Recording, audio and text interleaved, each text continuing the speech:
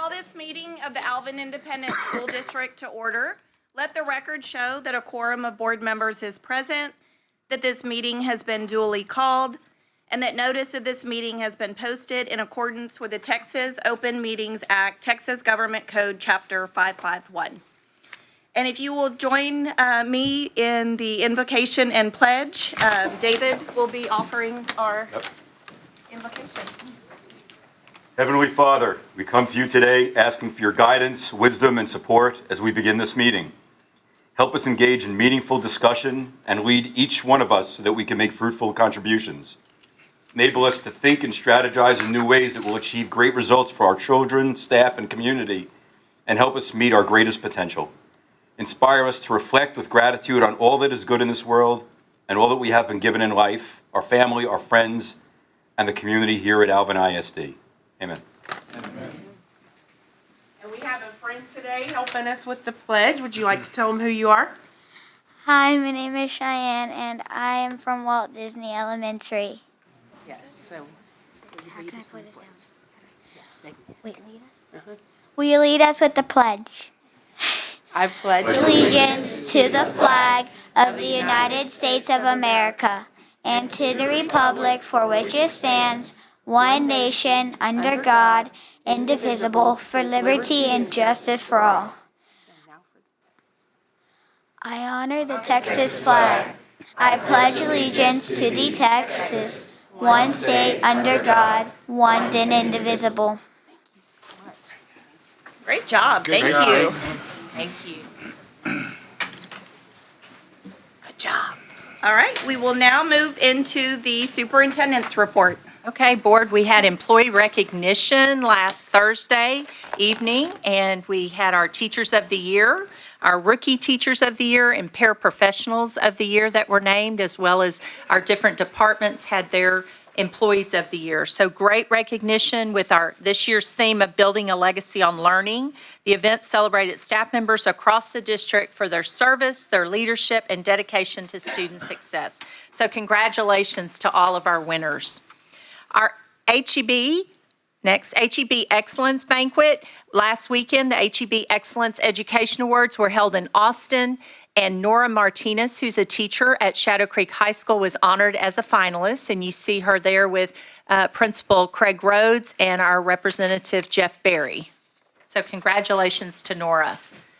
We also did our staff appreciation last week, and several of you trustees helped distribute our backpacks. Those were things that some of our staff said, we want another backpack. And so this year was our backpack year, where we went across the district and all of our areas, not just teachers, but all staff across the district with backpacks in hand, visiting our campuses and departments.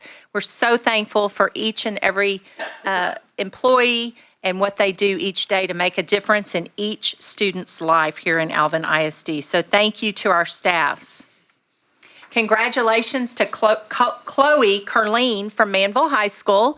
Her artwork was selected for the 14th Biennial Teen Council Exhibition, Out of Stock, at the Contemporary Arts Museum in Houston. You're welcome to go see her piece and others from talented Alvin ISD students. They're on display through October. Congratulations, Chloe. We have a salute to our nurses. On April the 30th, 6 amazing Alvin ISD nurses attended the Salute to Nurses luncheon, where they were named among Houston's top 10 nurses in the Houston Chronicle's prestigious Salute to the Nurses publication. Congratulations to Victoria Incherkin at Nichols Mock Elementary, Dion Prescott at Savannah Lakes Elementary, Shauna Pretty at Stevenson Primary, Maritza Reyes at Harvey Junior High, Dina Connor at Alvin High School, and Katrina Weber, who is our coordinator of nursing services. So congratulations to all of them. They treat our students and staff daily. So thank you to our nurses and congratulations to these. Then we have graduation next week, beginning on Tuesday, May the 20th, will be Manville High School at Freedom Field, beginning at 7:30 p.m. Make sure you hydrate because it's still hot at that time. On Wednesday morning, May the 21st, we have Rise Academy at 9 a.m. at the PAC, the Performing Arts Center at Alvin High School. And then we have Alvin High School that evening at 7:30 at Freedom Field. Shadow Creek High School, May 22nd. That's Thursday evening at 7:30 at Freedom Field. And then Iowa Colony High School on Friday evening at 7:30. It's their first graduating class, so we're very excited for the seniors there and the staff. And that will also be at Freedom Field, and we're praying it doesn't rain. Makeup days, we've had people ask. That's why we save Saturdays and Sundays in case we have to double up, but we're hoping it doesn't rain. So congratulations to our seniors. This week we'll also be celebrating top 20 at each high school and top 2 at Rise Academy with the Education Foundation Excellence Banquet on Thursday evening out at Heritage. And then summer will begin for for our students and some of our staff, our last day of school and early release. And here are the times. You can find that on the website as well. Can't believe we're ending another year. So thank you to our staff. All right, thank you, Superintendent Nelson, for sharing all of those great things happening in our districts and great things to come next week with commencement ceremonies. All right, at this time, we will move into student and faculty commendations with Trustee Scott and Trustee Swinney. Well, good evening, board. Hello, welcome all our guests tonight. We're very glad that you're here with us. When I call your name, please come forward. Parents, you're welcome to take photos. This is your time to shine, students. So parents, we want you to feel welcome to do so. So we're going to start out with our DECA Skills USA group with HOSA and FCCLA and TSA. So DECA is an international student organization that prepares emergent leaders and entrepreneurs in marketing, finance, hospitality, and management. So congratulations to these amazing students for doing an outstanding job this year. Shadow Creek High School, we have Abel Raji,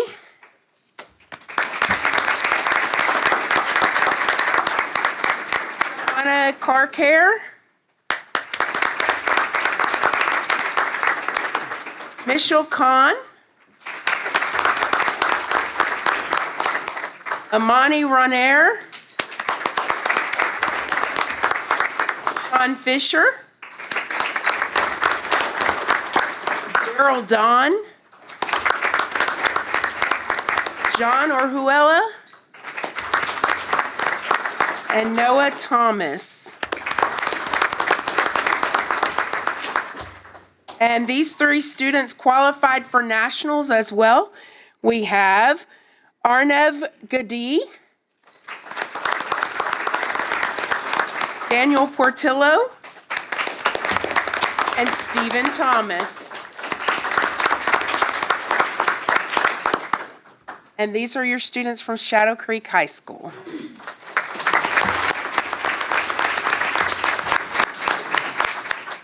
Ms. Rives, do we have any of the teachers here that teach these students? That's a great question. Do we have any of them?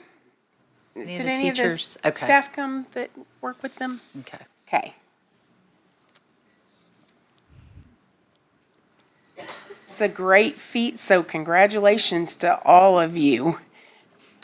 It's a pretty big deal to make it that far, so very much so.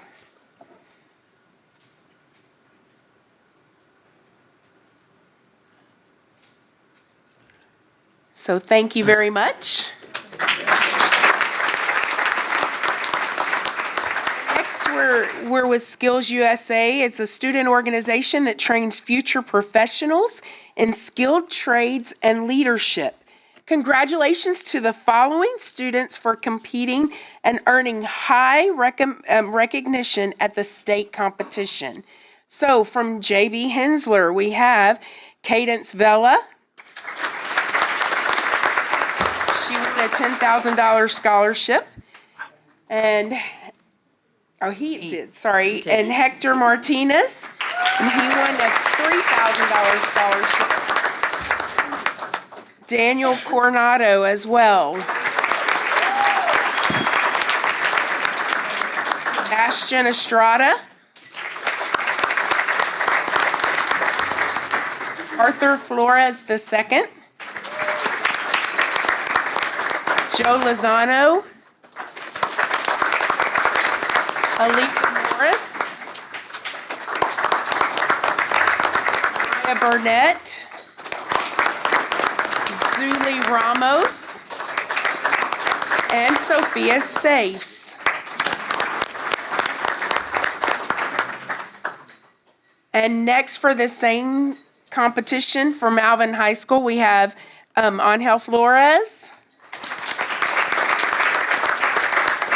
Jesse Sizemore, Estela Montoya, and Aaron Loy. Could I ask some of you to step up on the back and the rest of you squeeze in so we could get a better photo? So some of you just step up on that step, the rest of you squeeze in. There we go. It's easier to get you in the photo all together Front of that way. them. Yeah, come on over in front. There we go. A lot of money up there. Perfect. That look really nice. Are there any teachers here from these students? Others, yeah. I think yes. Come on up if you are, if you'd like to get in Come the on up photo. and We'd get in the love for you to picture. get in the photo.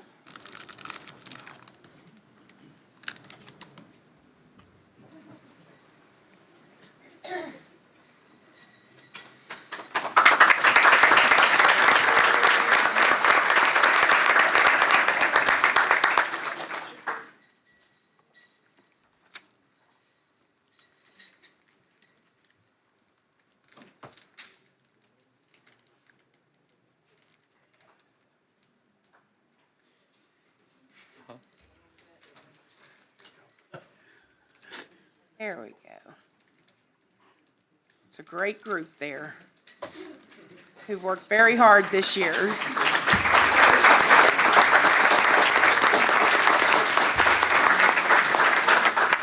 Congratulations. Thank you very much. Special seat. Okay, next we have TSA, or Technology Student Association.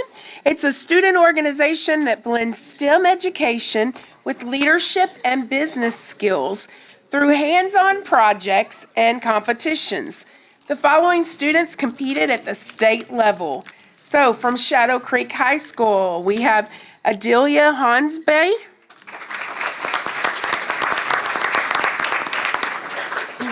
Amos Sidik. And then these three students qualified for nationals. We have from Shadow Creek High School, we have Dhruva Shundock, Joshua Jacob, and Razit Nandi.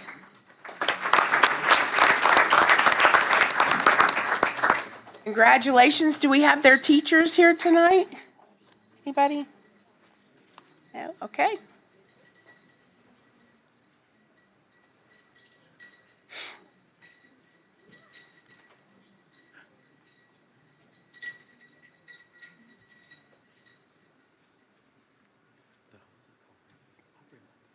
Great job. I know a lot of hard work went into that as well, so we're very, very proud of y'all.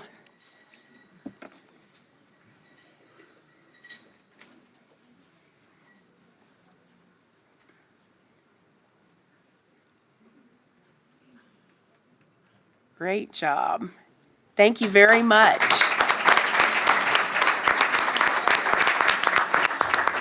Next, we have the FCCLA, or Family, Career, and Community Leaders of America. It's a student leadership organization that helps students build life and career skills through family and consumer sciences. Congratulations to the amazing students for competing at the state competition. From Alvin High School, we have Lily Ritchie.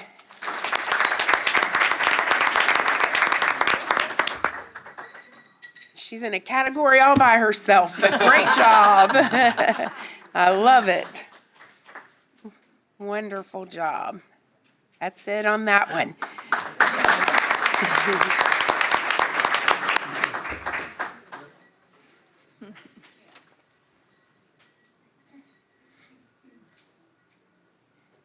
Thank you very much. And that's right. Good job, Lily. Next, we have HOSA. It's a student-led organization that prepares future health professionals through leadership, education, and real-world experience. Congratulations to the following amazing students who will be moving on to the national level. That's pretty amazing.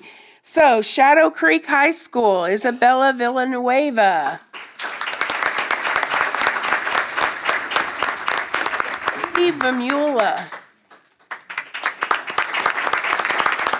Ayana Shadari. And Alina Matthew. And Amara Chakwarmayuri. I'm so sorry if that was not correct. Great job, ladies. That's a pretty big deal. So, congratulations on making it that far and good luck at nationals It's in Nashville. in Nashville. At Opryland. Awesome. Yeah. You're going to have a lot of fun.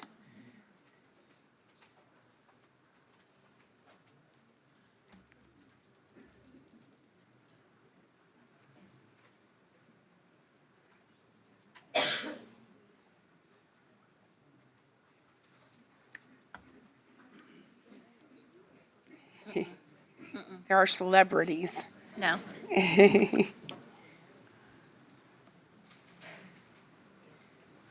Great job. Thank you very much. Last but not least, we have Scholastic Art and Writing Awards. So the Scholastic Art and Writing Awards are prestigious recognition honoring students for their exceptional creativity, originality, and skills in both visual arts and writing.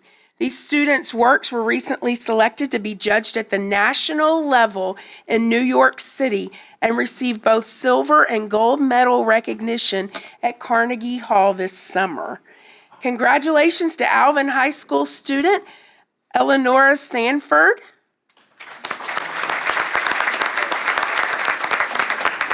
And Shadow Creek High School student Mintron Pham.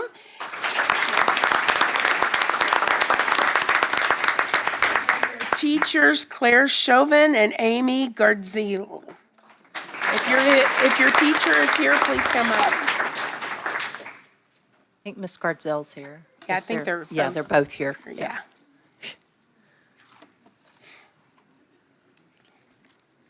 Come on up, teachers. Wow, what an accomplishment. I mean, to be recognized tonight on a national level, we had quite a few that were. That's Yes. pretty amazing. It's awesome. Thank y'all so, oh, wait, one more picture. One more picture.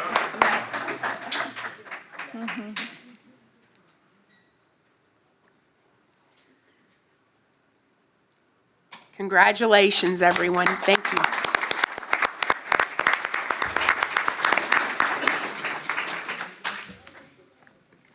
Thank you. All right, we'll now move into announcement of board training credits. School board members must complete training that is required by the State Board of Education, and the board president must publicly announce whether each board member has met their training requirements. This announcement must be made each year. And I'm pleased to present that all Alvin ISD board members have all met or exceeded their yearly requirements for continuing education training.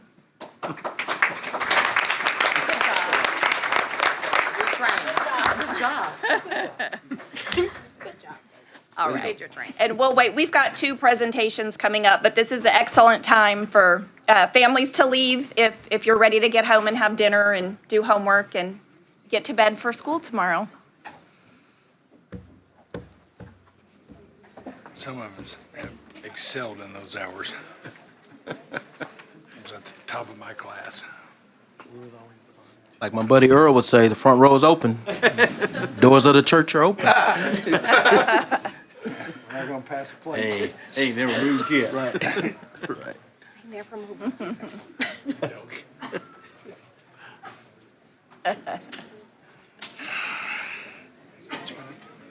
Listen, if I just came for the accommodations was a, Yeah. But I mean,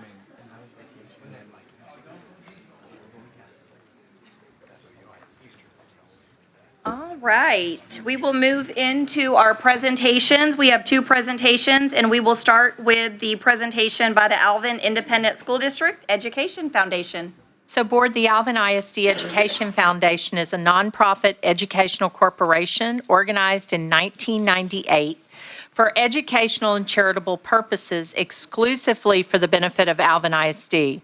The memorandum of understanding that the foundation has with the district states, the foundation shall annually provide a cost-benefit evaluation to the district regarding the district's investment in the foundation and the foundation's use of this investment for educational or public purposes.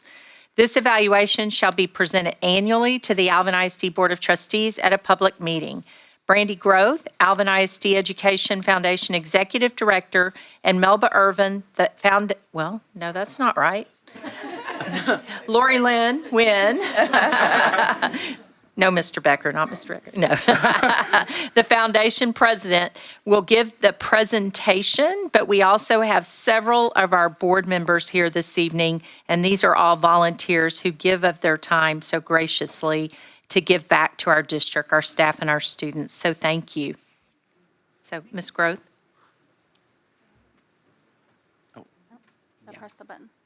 You're good? It's on. Okay.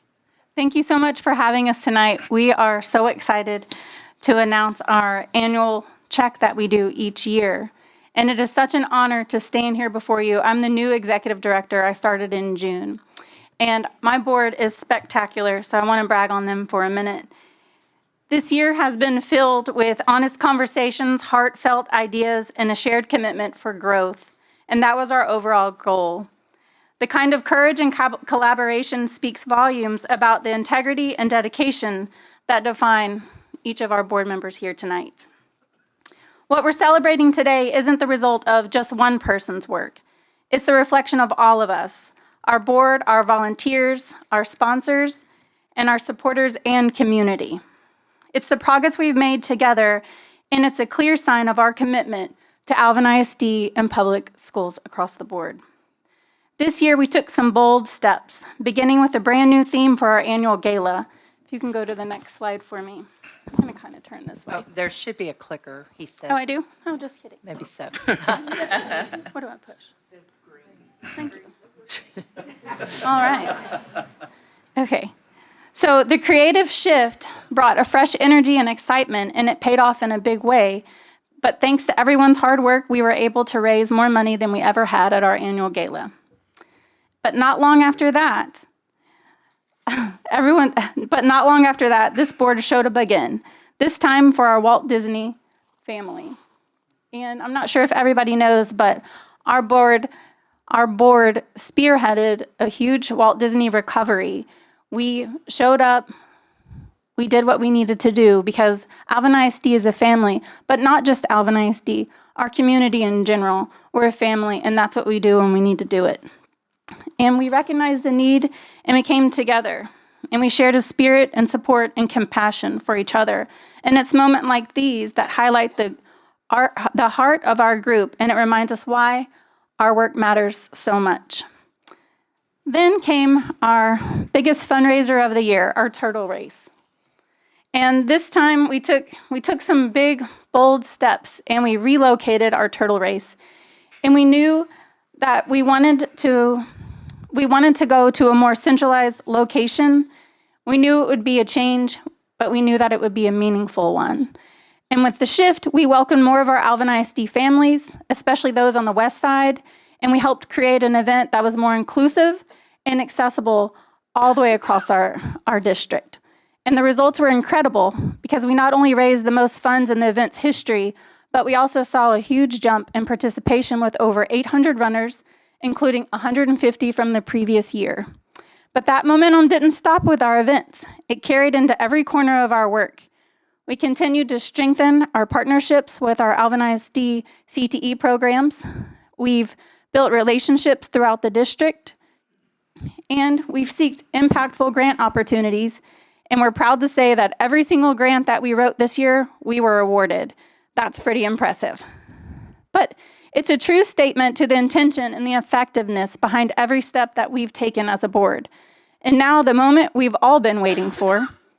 While the numbers already tell an impactful, while the numbers already tell a powerful story, there's one you'll notice, there's X's, because we're missing them.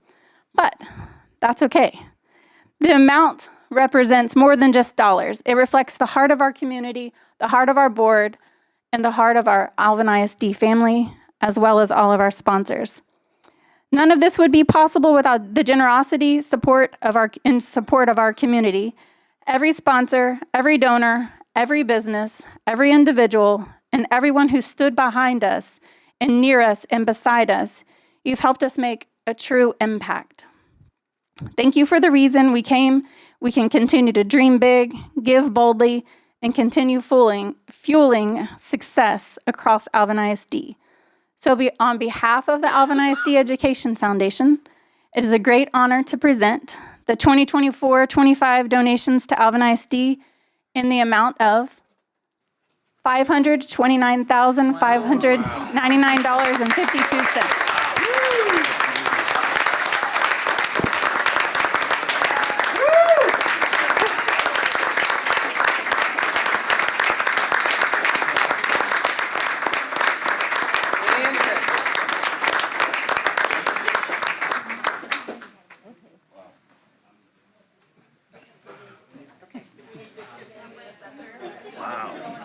That's amazing. What's up, buddy? Step on up. That's some serious class. Okay. That's great.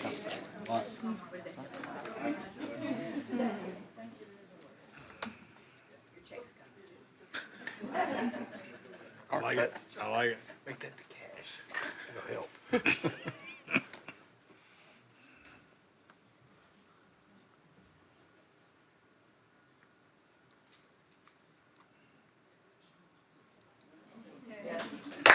Thanks, y'all.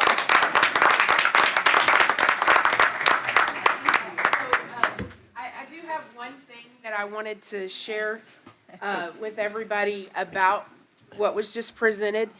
I wanted to kind of go back to the Walt Disney thing. Everyone that is in here probably understands that there was a lot of donations coming in at the time that the tornado had hit Walt Disney.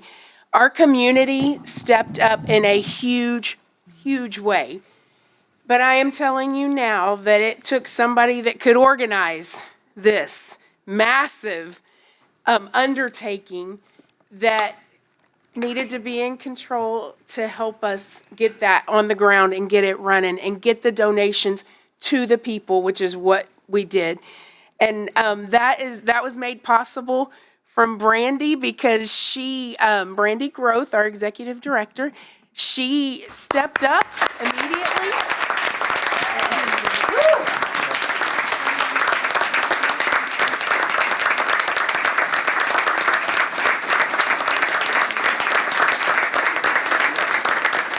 Definitely saw the need that was there because so many different things were coming into play. And she said, you know what, that is one thing our group can do. She talked to the board, she talked to the foundation board, executive board, and they came up with doing that.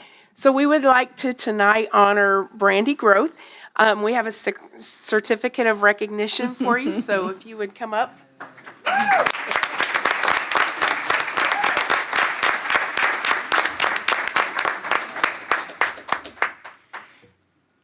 Let's get a picture and then we'll go ahead.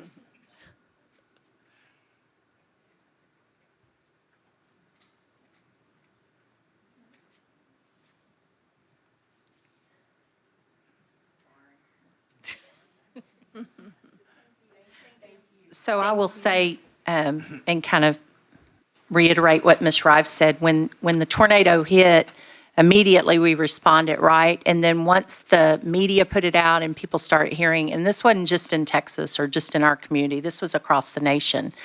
My phone started ringing with people wanting to write checks.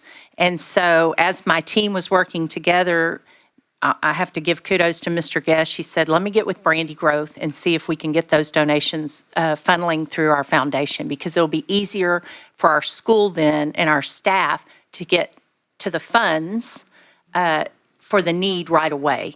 And so he contacted her, and she didn't hesitate, and she said yes. And she organized her foundation board to help with support, along with so many other community people. But had we not had the foundation support to receive those funds, we would have had to deny some of them, because that was during Christmas break. And so I will tell you, she was there day in and day out, taking calls, also really seeking out other dollars and monies for Walt Disney staff. And so thank you, Brandy. That was a huge undertaking, like a month or two before your turtle race. And so I remember saying, okay, now you have to stop and go focus on your turtle race. But really, thank you to the foundation and the dollars that you donated. I mean, the 590 something, how much? 529, 599. Okay, wow.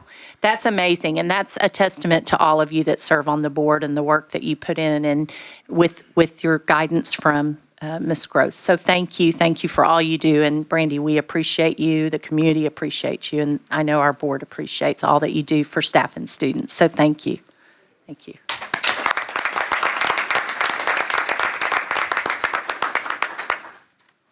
All right, our second presentation will be by Stantec Architects with a presentation on the schematic design for elementary number 23 at Cantera Creek. So board, as you know, Stantec, we've worked with them. They've been a great partnership and supporter of the foundation and supporter of the district over the years, and they do great work for us. Elementary Campus 23 schematic design is part of the 2024 bond that our community supported. So Mark Jackson's here this evening. He's a principal at Stantec. So Mark, I'm going to turn it over to you to. Well, thank you. Thank you very much for having us. That's a hard act to follow, what they just brought to you, so. Yeah. We'll accept donations. You donated the same amount to the school? Beat their donation, beat it. But just once again, Brandy and your group, congratulations, or outstanding job. It's such an honor to partner with y'all on these projects, with the foundation, and just everything that we've done for so many years, for, a couple, 2.5 decades now. So once again, we're here today to present to you elementary school design. So thank you very much for having us. Thank you to the voters for approving the bond and for y'all's trust in us continuously on these projects. So green button, right? Here we go. So elementary 23. So first of all, there's a lot of people, and I'm not going to name every name, but there's a lot of people that go into these projects. And so just to name a few, of course, all of you on the board and the district that support us and support these projects, to Bill and Rory and Matt DeVoe and his team and Billy, and I'm going to leave a few names off. There's just a tremendous amount of people that go into this. There's 5 times as many as you see on the screen and behind the scenes. And so from the Stantec side of things, again, Mark Jackson, principal with Stantec, a lot of the names that you might recognize there from our team and some of our consultants. So it's a great honor for all of us to partner with y'all again and again and again on these projects. So let's get into number 23. So first of all, 23. Wow, can you believe that? No. When I started working in the district, it was Duke, which I think was 15. So it's come a long way. So I'm going to go, I'm not going to take too long, but we're going to go through, I'm going to talk about the schedule of the project, the location and the site of the project. I'm going to show you the floor plans, and then we're going to look at kind of the material palette so you get an idea of what the flavor and the colors of the building is going to be. And then we'll look at some exterior and some interior renderings. And if needed, stop me at any time and we can go backwards, forwards, however we need to do that. Hopefully you can see this pretty well, but it's a bar chart of our schedule. So right now, we're kind of in where it says today, kind of halfway through that CD phase. The blue bar is all the design, the documentation. So the CDs, that's what we call construction documents. So we've been working with Bill and his team quite a bit going forward on programming the project, getting the design right, getting everything where we need it to be in order to present it to y'all. What's going to happen here in the summer is we're going to go out to bid the project, and I don't know, I can't read the exact dates there, it's a little blurry from my eyes, but this summer we'll be going to you for bidding and permitting, and then coming back to you to present an award for a contractor with a bid. So this is a CSP bid, which is a design bid build type project, not a CM at risk project. So it'll be hard bid to the public. And then construction, we've got about 17 months of construction plan there. What you see is that gets you construction stopping sometime around the end of February or the beginning of March of 27. So it gets you plenty of time to get moved in, get things inspected, get things re-inspected, so that really we spent that late spring, early summer doing our due diligence so that you're not rushing to get into that building. We've all been there before where we've had to rush to get into a building. It's not fun. So we've padded the schedule in order to hopefully prohibit that. And then moving in. So fall of 2027 is your move-in. So where are we at? Where's this? I've been asked that question quite a few times. So first time I presented this map, there was only a few stars on there. Every time I come here, there's more and more stars because you keep building more schools. So you see Highway 6 and 288 going north-south, and then Meridiana Parkway kind of going east-west. So all the yellow stars are your current schools, and the yellow one there at the kind of top, near the left top, is elementary school 23. So I'm going to zoom in on that here in just a second, but it just goes to show I'm not saying anything you don't already know, but wow, the growth is there, right? And it's still coming, it's still happening. So Alvin ISD is such the place to be for all these developers, and we couldn't be more thankful. Keeps us busy. So I'm going to zoom into that little box right there, because what it is, it's a site that's really kind of master plan for elementary 23 and a future junior high school site. So there's enough land there to build that. You see it's Carston Road, that's kind of the north-south boundary, and Bullard on the going east-west along the top there. There's already a lot of homes being built there. This map is a little bit old. If you've driven by that area, you see rooftops. It is in a master plan development, so all of our drainage is off-site, and that's why you don't see detention ponds on our site. They're just off the page there to the south. So zooming in to our main site here. So north is pointing up, so if I kind of follow the pathway off of White Gold, the driveway is your parent stacking lane, so it comes around, goes north, loops back down, so we do that on purpose. You see that in a lot of schools in order to maximize the number of cars that can stack. It loops around. One of the things that we've been doing on the last few projects are kind of one-way parking lots. So what that means is you can get into that parking lot and you can swing back around. If you miss your spot, you can keep looping back around. If you're dropping a kid off and then you need to park to do something, you can do that continuously without having to get stuck in the drop-off lane or go back off onto the public road. So the star there where it says admin, that's kind of the main front door. We'll see that in the floor plan in a minute. The other star where it says near gym, that's the length of the drop-off canopy. So if you don't want the kiddos coming in on your main front entry, sometimes you'll bring them in on a side entry. That'll be open only during those times for security reasons. You can do that. On the east side, off of Carston, similar loop. This is for your buses. So again, it's a one-way loop, a one-way parking lot. So you have that ability to loop around and get back in. The star there where it says cafeteria, that's where your kiddos would come in from your bus drop. Also, and you'll see on the renderings, a covered canopy, so they can either be staged in the gym waiting for a bus, or the cafeteria, which is usually what we see, or if the weather's good, they're staged outside.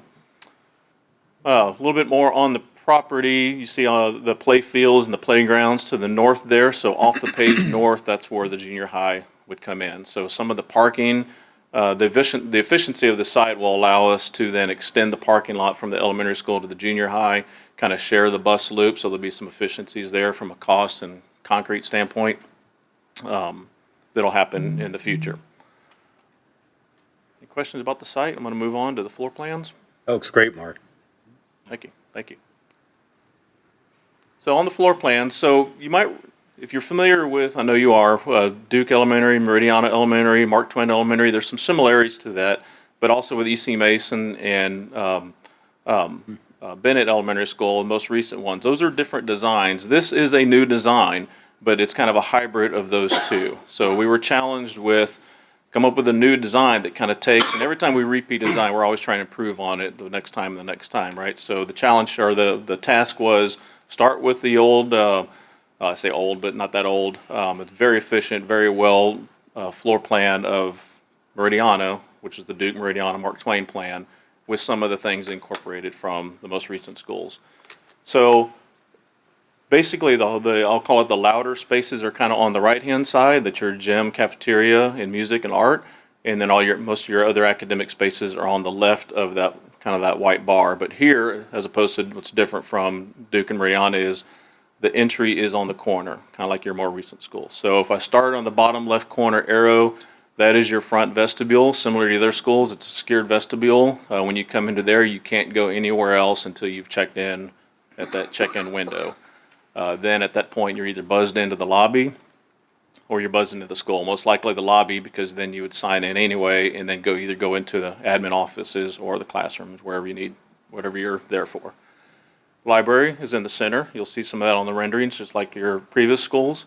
And then working away around it on the blue boxes are all your academic spaces. So on the first floor are your pre-K, your 4 pre-K rooms, and then the others are in groups of 6, so your kindergartners, first graders, as well as specialty rooms, science rooms, GT, a lot of support spaces, library support spaces. You see kind of off the top right in the lighter blue are your SPED classrooms, and they're shared support spaces, toilet rooms, things like that. Your pre-K classrooms, just like on the previous schools, each have an individual toilet room in them.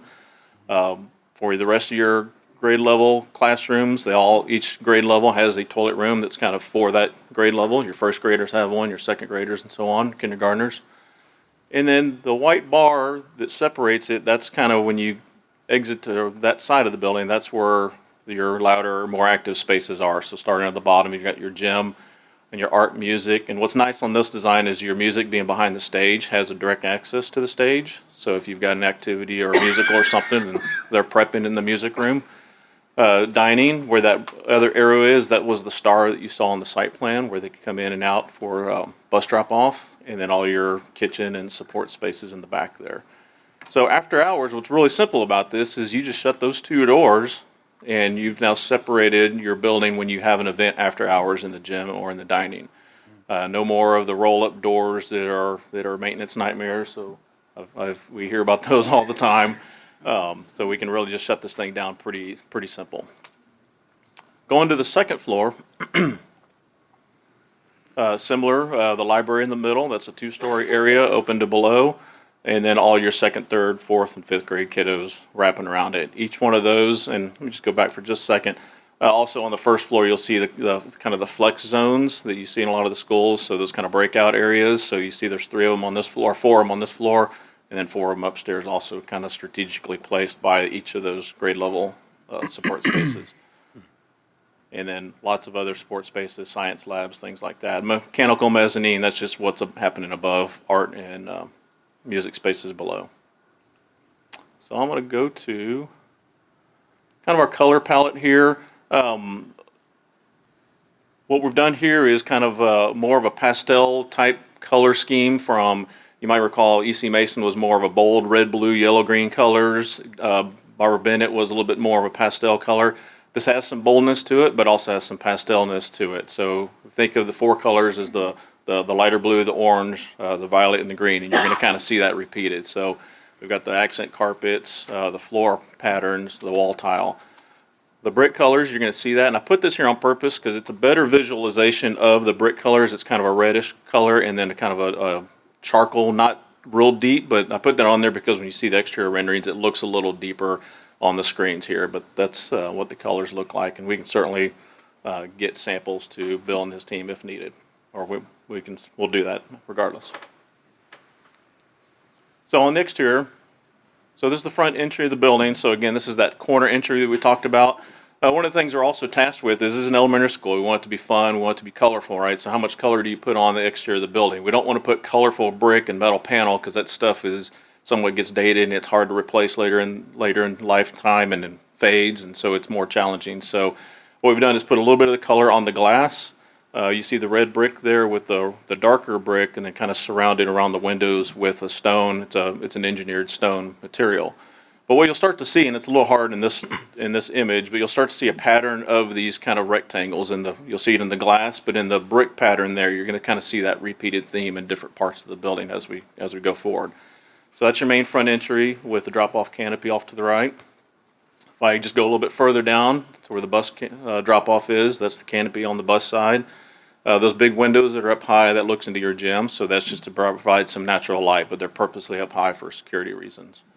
You see some of that brick patterning in there, so when we have a brick, just a large brick wall, we want to do something interesting in it with it to give it some relief and some shadow contrast.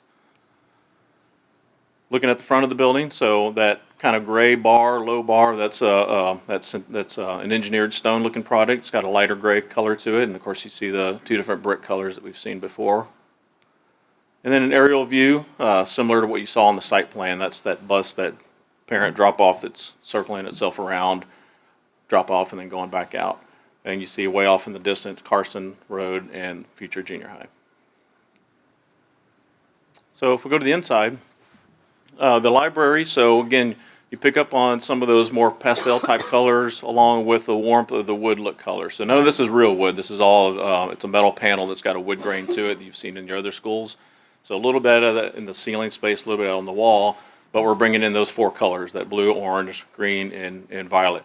You'll see in a minute how we've separated that into the classroom spaces, but in your larger gathering spaces like your cafeteria and your library, we've combined a lot of those colors together.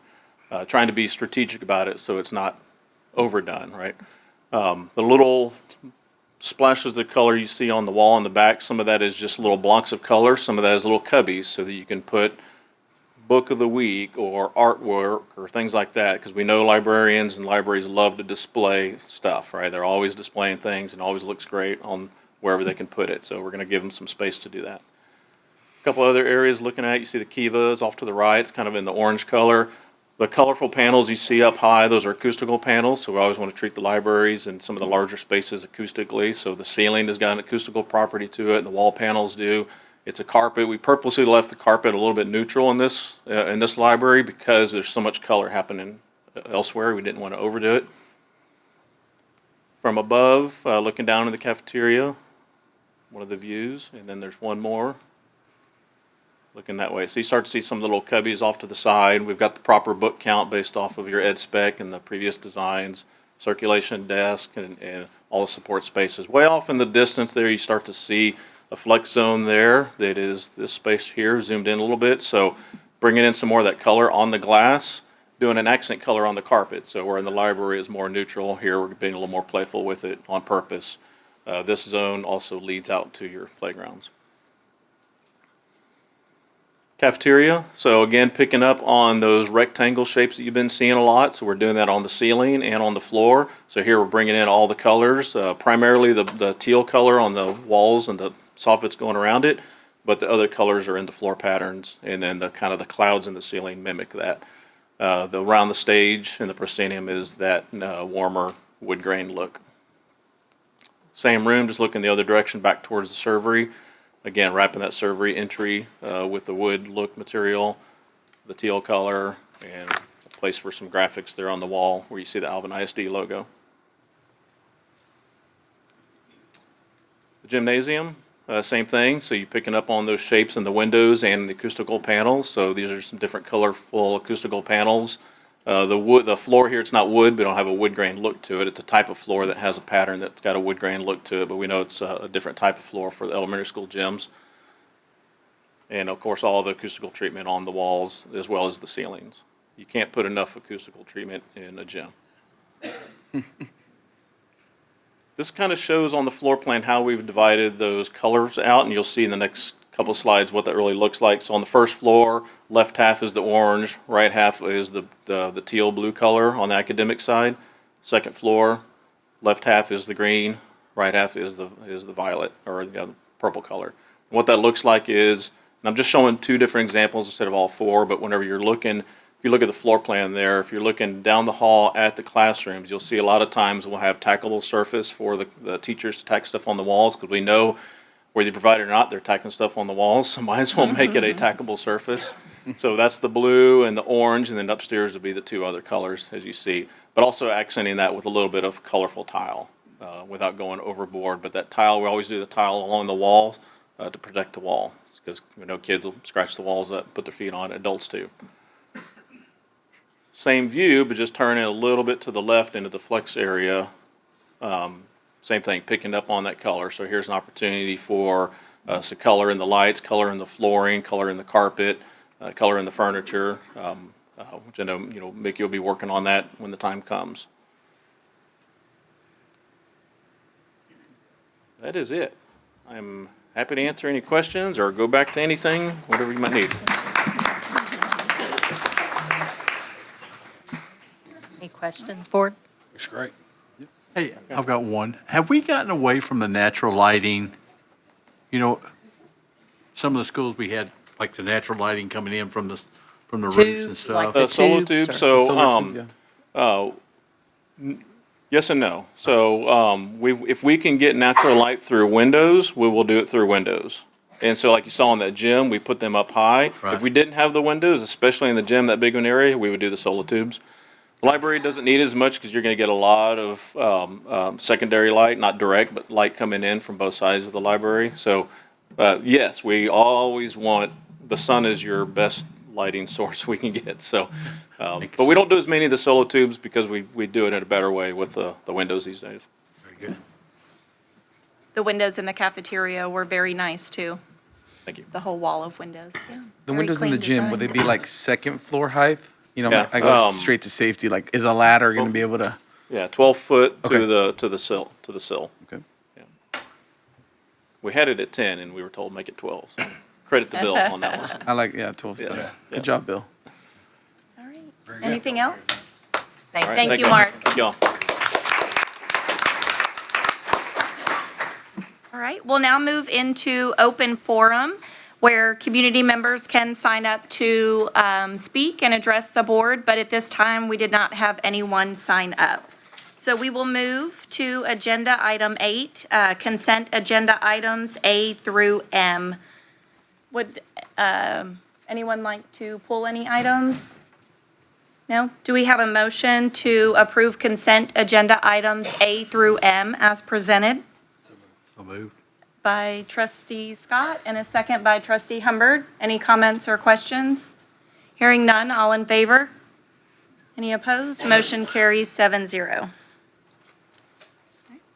Next agenda item is request to canvass May 3rd, 2025 trustee election returns and certify election results. So board, the canvassing board met, and official results are as follows. In the race for trustee position 4, Brian Roberson received 58.08% of the vote. Regan Peterson received 41.92% of the vote. Brian Roberson received the majority of the votes cast. In the race for trustee position 5, Cheryl Harris received 53% of the vote, and Talisa Keel received 47% of the vote. Cheryl Harris received the majority of the votes cast. The ballot board stated that there were 5 provisional votes and 2 of them counted. Attached, you have each report that notes these results are unofficial. Results will become official once we canvass them this evening and are consideration for approval by the Board of Trustees. All right. Do we have a motion that the results of the May 3rd, 2025 trustee election be canvassed and certified with the following winners being declared? Position 4, Brian Roberson, and position 5, Cheryl Harris. So moved.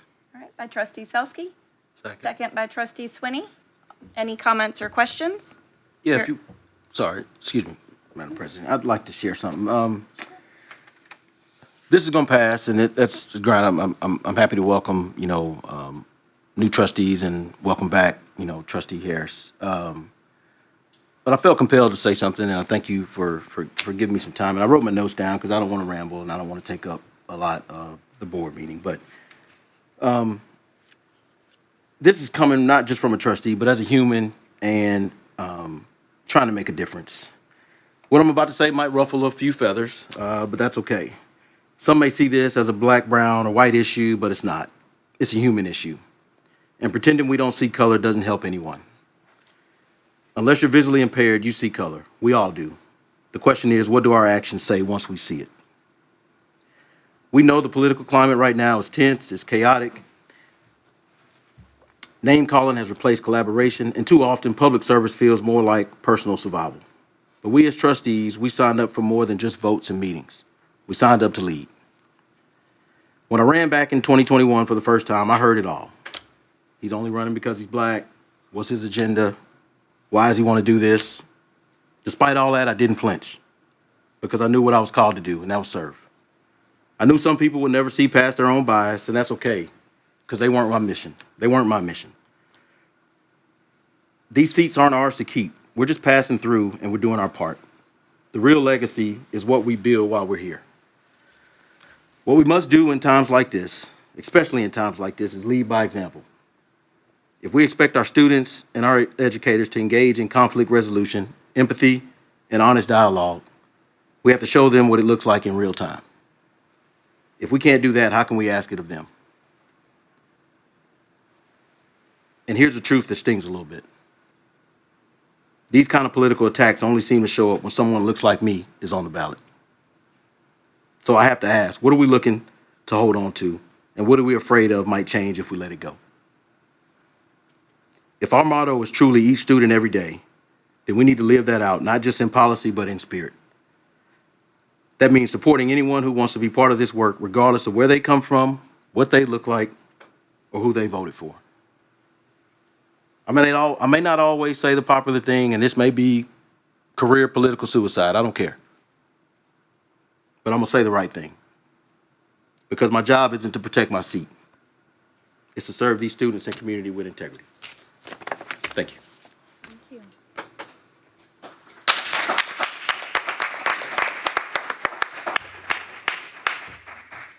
right. Anyone else? No? All right. All in favor? Any opposed? Motion carries 7-0. Next agenda item is request to consider approval of the designation of Alvin ISD non-business days, HB 3033. So Board House Bill 3033 authorizes a governmental entity to designate up to 10 non-business days per calendar year that shall not be counted toward the period in which the entity must respond to a public information request. And attached, you have the calendar. All right. Do we have a motion that the board approve the designated non-business days as presented? First by trustee Scott. Second. Second by trustee Humbard. Any comments or questions? All in favor? Any opposed? Motion carries 7-0. Next agenda item is request to consider approval of cooperative purchase for track repair project at Shadow Creek High School.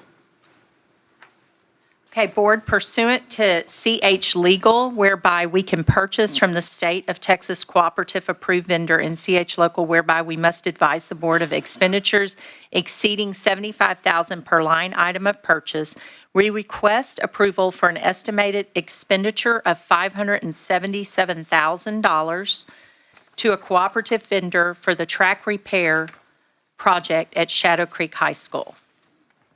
All right.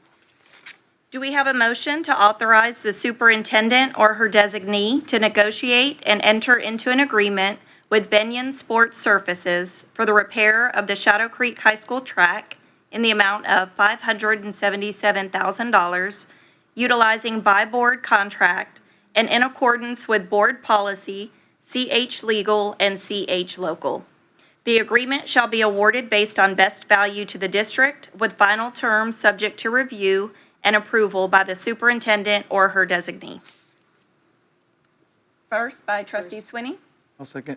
second by trustee Garza. Any comments or questions? Real quick. Yes. Sorry. We had a discussion about this at the workshop. I appreciate that. The only thing I didn't clarify was the start date for both. And, well, I'll wait till the second, but I'll probably ask the same thing on the turf. So, and jump in, Mr. Gesh, in a minute, but I know that I was told by our buildings, programs, maintenance, and Mr. Gesh, is that if approved tonight, then tomorrow they would process the PO, and then, Mr. Gesh, what, 2 weeks?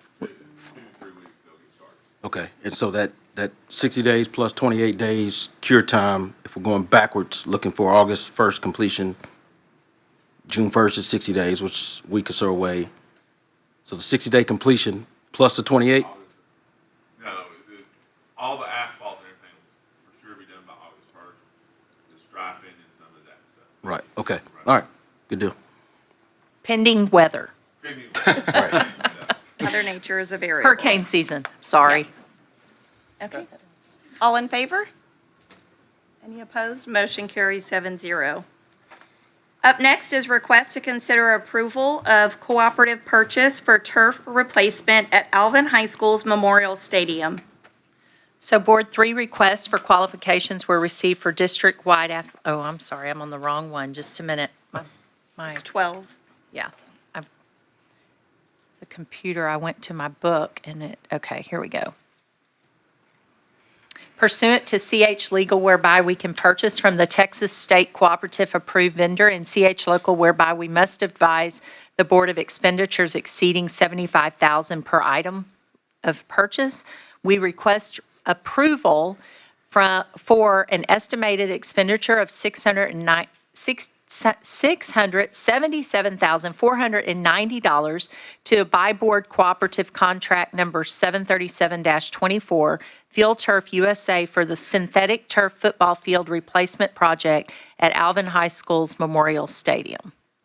All right, do we have a motion that the board approve the estimated expenditure of $677,490 for synthetic turf football field replacement project at Alvin High School's Memorial Stadium using a cooperative pricing as presented? So moved. All right, by trustee Selsky.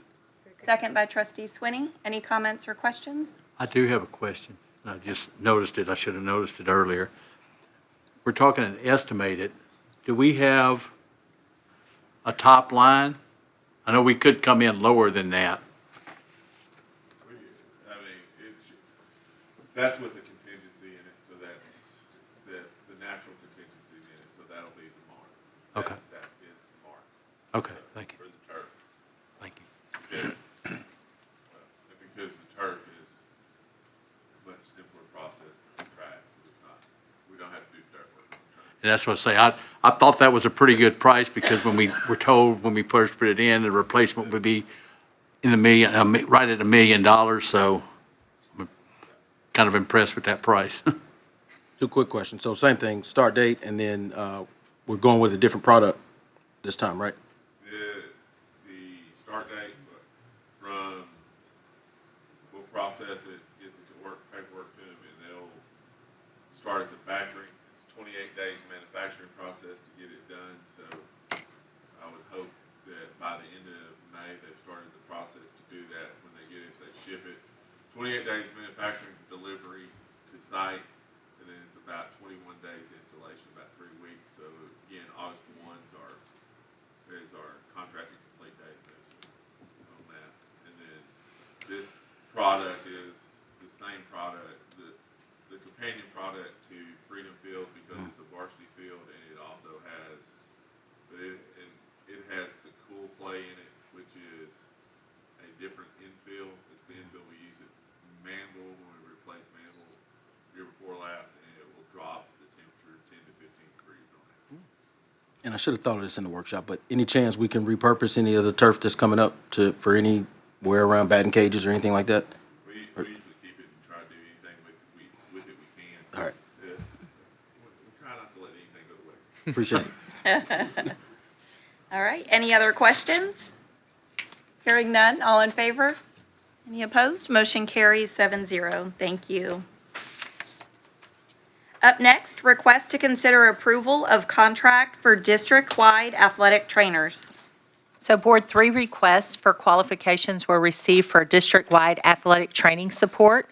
We request that the board consider Methodist Hospital as our contract vendor for athletic trainers for the district with a 12-year proven record of services to not only our students, but our staff and parents as well.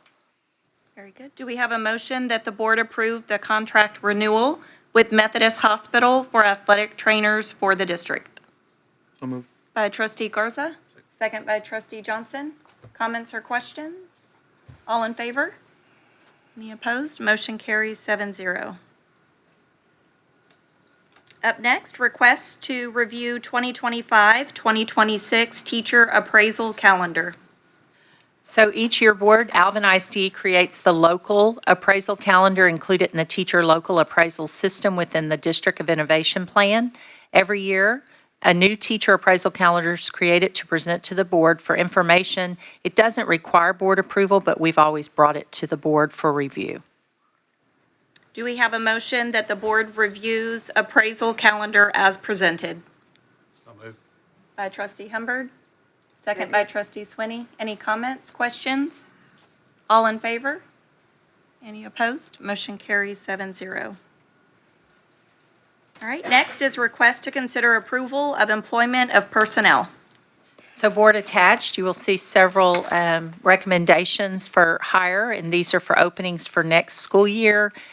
We do have our Director of Maintenance on there, which fills the position that Mr. Barnes left, and that person's here this evening. So upon consideration, then I can introduce who he is, so y'all can put a name and a face together. All right, do we have a motion that board approval be granted for requested personnel items as presented? So moved. By trustee Selsky, second by trustee Scott. Any comments or questions? All in favor? Any opposed? Motion carries 7-0. All right, and we are pulling agenda item 16, holding on to it till our next meeting. So we'll move to agenda item 17, request to consider approval of administrative appointment, associate principal at Alvin High School. Okay, so board, real quick, before I read for number 17, can I introduce Bob Atkins? Bob, if he'll stand up. He's the new Director of Maintenance for Alvin ISD. He has 16 years of experience as an executive director at Santa Fe and of capital projects. So he's a great addition to our team. Mr. DeVoe has been taking him around and introducing him to everyone, and he's hit the ground running. So thank you, Mr. Atkins, for joining Alvin ISD. I'm sorry. Okay, so number 17. Yes. This Associate is principal. associate principal at Alvin High School. So this is to replace Dr. Webb, who was named principal at Alvin Junior High School. So that created an opening. So for consideration this evening, the committee recommended to me, and I'm recommending to the board, Mr. Charles Moore. He's currently in his second year as an assistant principal at Iowa Colony High School. But prior to joining Alvin ISD, he served as the English Language Arts Curriculum Specialist for 2 years in Dickinson ISD. Mr. Moore spent over 19 years with Clear Creek Independent School District, where he held various roles, including the literacy coach at Brookside Intermediate, AP Language and English teacher at Clear Creek High School, English teacher at Clear Springs High School, and a resource inclusion teacher at both Brookside and Westbrook Intermediate Schools. And through the interview, he talked about team, he talked about coaching, and so he also coached for how many years, Mr. Moore? 16 years as a coach. Football? That and other sports. So he was also a coach. He brings 23 years of experience in education, and he received his bachelor's degree in exercise and sports science from Texas State University and his master's in curriculum and instruction with literary emphasis from the University of Houston. So my recommendation for consideration to the board is Mr. Charles Moore to serve as associate principal at Alvin High School. All right, do we have a motion that board approval be granted for associate principal at Alvin High School as presented? First by trustee Scott, second by trustee Humbird. Any comments or questions? All in favor? Any opposed? Motion carries. Congratulations.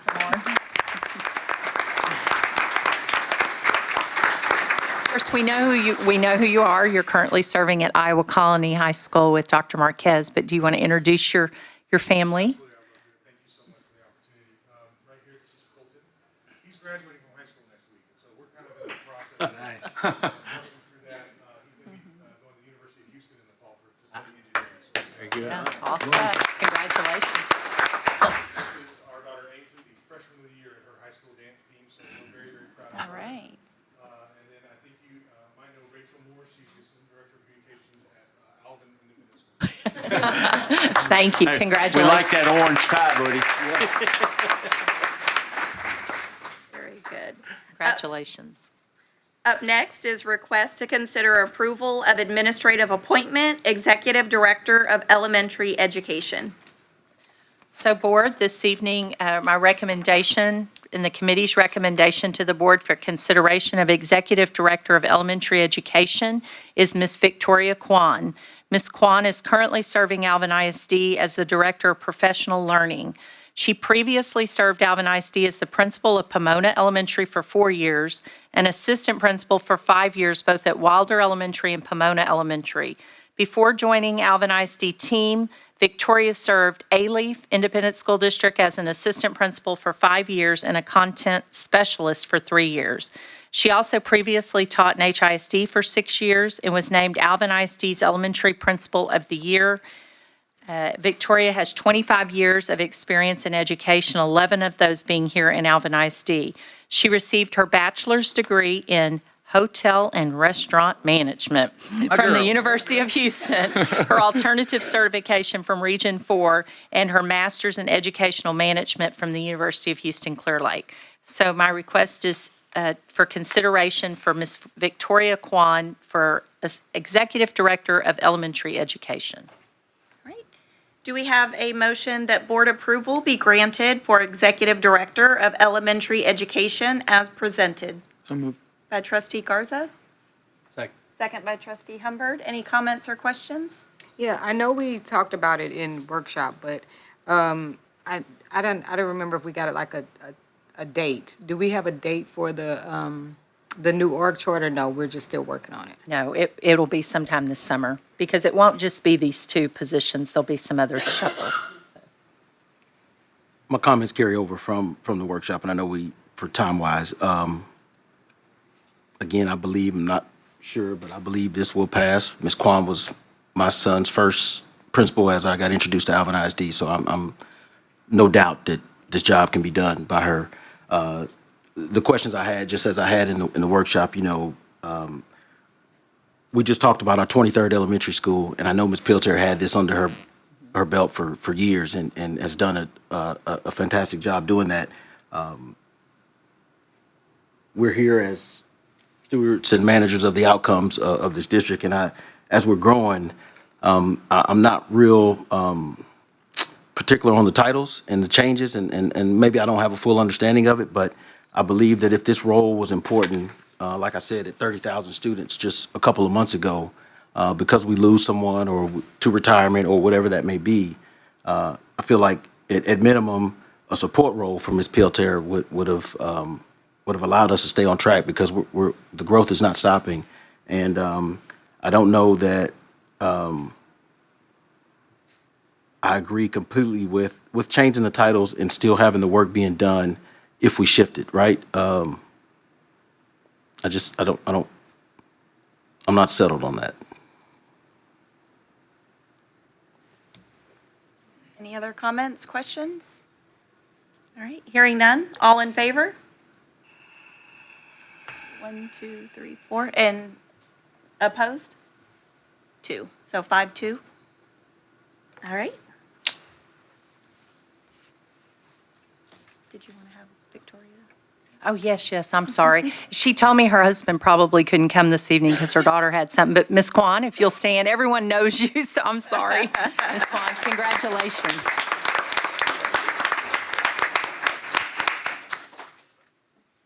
Right. Oh, where is he?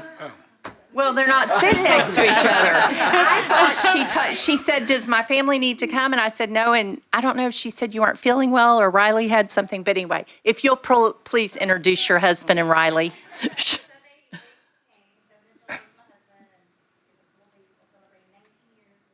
Awesome.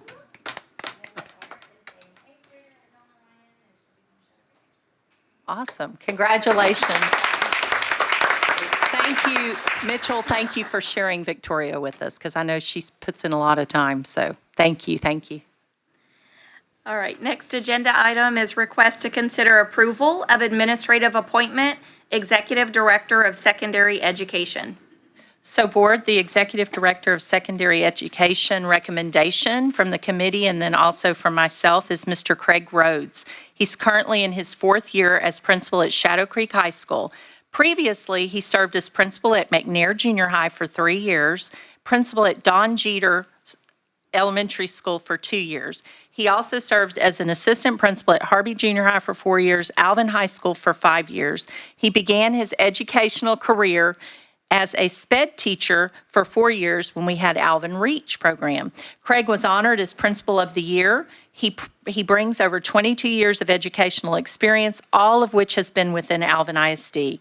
Craig received his bachelor's degree in industrial distribution from Texas A&M University and his master's degree in educational management from the University of Houston Clear Lake. So my recommendation for consideration to the board is Mr. Craig Rhodes. All right, do we have a motion that board approval be granted for Executive Director of Secondary Education as presented? So moved. Oh, Trustee Scott, who was second? Trustee Selsky? Okay. Any comments or questions? Yeah, sorry, me again. Similar to item 18, I just, maybe I can share this analogy. I didn't get to it in the workshop. We're losing a phenomenal person in Dr. Valdez, and I know Dr. Martinez is already exited.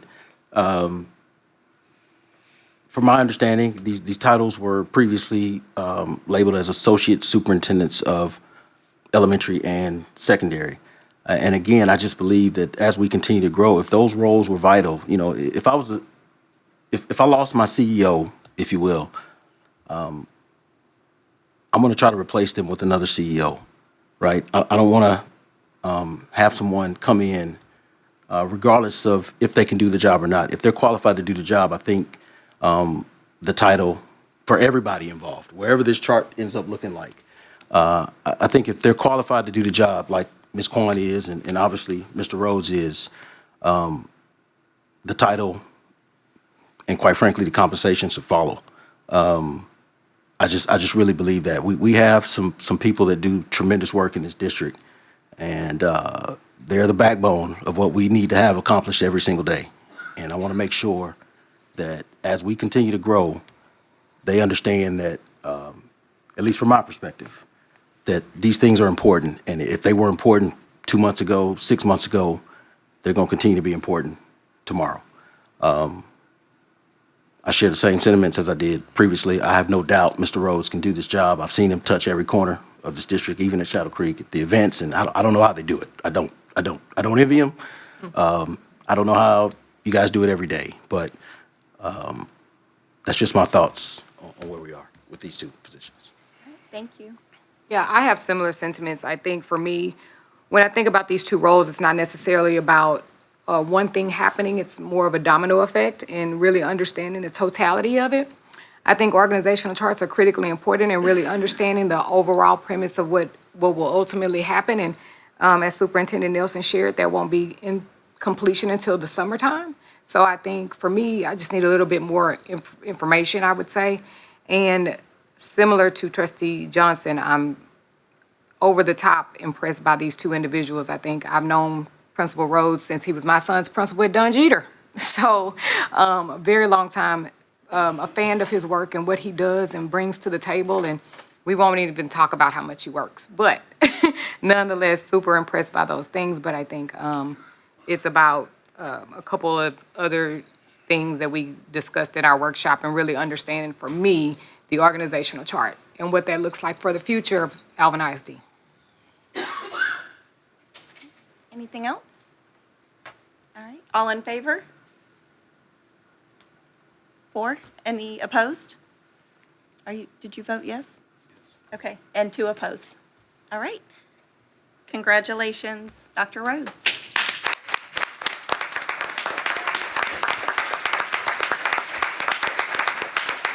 Mr. Rhodes, will you introduce your Oh, will you introduce your guests that you brought with you this evening? All the way from West Columbia. I brought my mama, Jackie Walker, so she's here tonight to support, and then my administrative team has been not doing it for the last couple of years. I brought them as well, so. Congratulations. Thank you.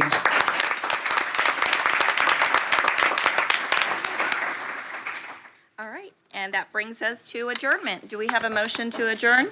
So moved. By Trustee Humbard, second by Trustee Johnson. All in favor? Motion carries 7-0. Thank you. You knew it.